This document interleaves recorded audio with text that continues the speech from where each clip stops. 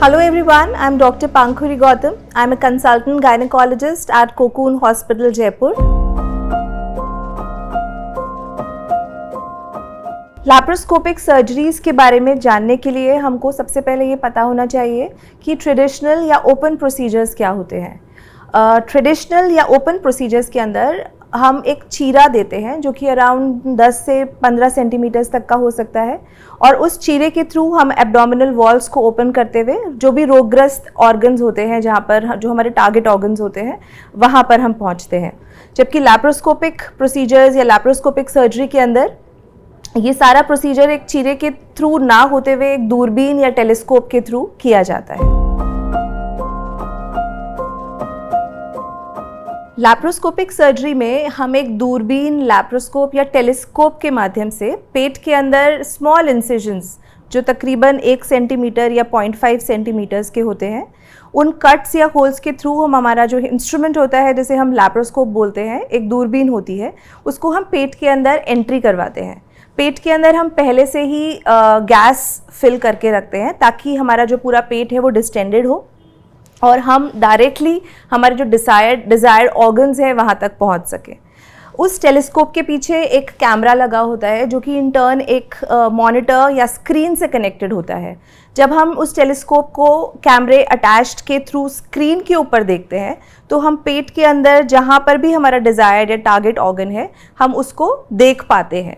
और ये बहुत इम्पॉर्टेंट बात है कि जो नेकेड आई का जो विज़न होता है उससे भी ज़्यादा बेटर कैमरे का विज़न होता है। और आज हम 2024 में है, हमारे पास जो टेक्नोलॉजी है लैप्रोस्कोपिक सर्जरी के अंदर वो 3D सर्जरी को भी इन्वॉल्व करती है, जिसके अंदर हम एग्जैक्टली वैसा देख पाते हैं मॉनिटर के अंदर जैसा हम सामान्य स्थिति के अंदर देख पाते हैं। एक 3 डायमेंशनल विजन देख पाते हैं जो कि मैग्नीफाइड होती है। अगर हम कन्वेंशनल टेक्निक से इसको कंपेयर करें तो कन्वेंशनल में हम सिर्फ नेकेड आई के जो मैक्सिमम मैग्निफिकेशन होता है उतना ही मैग्निफिकेशन देख पाते हैं, लेकिन लैप्रोस्कोप की मदद से वो मैग्निफिकेशन को हम और भी ज़्यादा इम्प्रूव करके अपने डिज़ायर्ड ऑर्गन्स को देख पाते हैं। In 2024, almost 99.99% of all the surgeries can be done laparoscopically, and exception is malignancy, that is cancer. Apart from that, all kinds of fibroids, ovarian cysts, large uteruses, hysterectomies, that is which we call as a total laparoscopic hysterectomy, ovarian cystectomy, endometriosis surgery, all of the procedures can be done by a laparoscope with the availability of the current techniques, expertise and technology.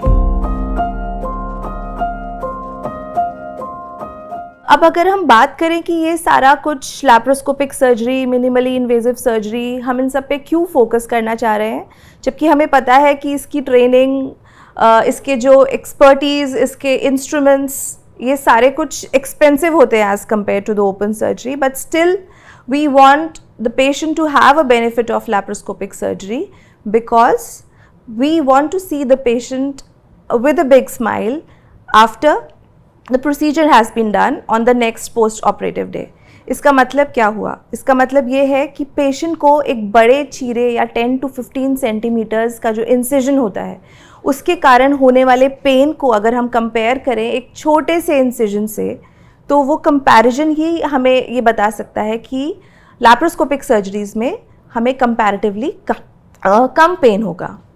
Secondly, come pen के साथ साथ अगर incision छोटा है तो हमारा infection का जो चांस है वो भी कंपैरेटिवली कम होगा।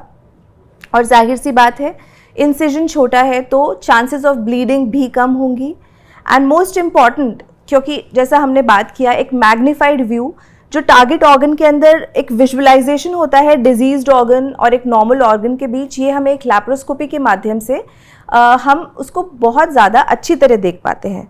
और पेशेंट, जिस किसी की भी लैप्रोस्कोपिक सर्जरी हुई होती है, एक कन्वेंशनल टेक्निक वाले सर्जरी के कंपैरिजन में वो पेशेंट घर जल्दी लौट पाते हैं। मोस्टली 24 to 48 आवर्स या डे केयर सर्जरी होती है और पेशेंट की रिकवरी बहुत क्विक होती है। हम अपने काम पे अपना जो नॉर्मल वर्क रूटीन है, जो दिनचर्या है, उसको हम रिज्यूम परफेक्टली कर पाते हैं as compared to an open surgery.